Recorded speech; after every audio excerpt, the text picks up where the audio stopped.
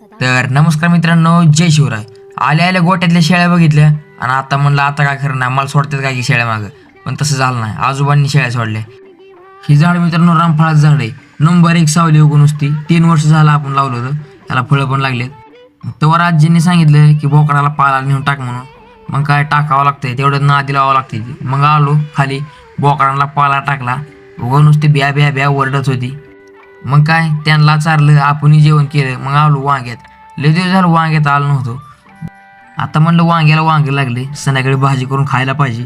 मग वरी गेलो, म्हणलं घरच्यांच्या शिव्या खायच्या आधी सगळं हातरून रेडी ठेवावा. हातरतच होतो तर घरच्यांचा आवाज आला, चला कॅरेट व्हायच्यात. मग काय नाही म्हणून जमतंय होय. मग दाना दाना दाना कॅरेट वाहिली. मित्रांनो 25 किलोची कॅरेट व्हायला बी दम लागतंय बरं का, उगच नाही. मग काय वाटलं होतं तसं झालं. दुपारनं हाकाला आपल्याला जनावरा मागं. मग गुरं चारत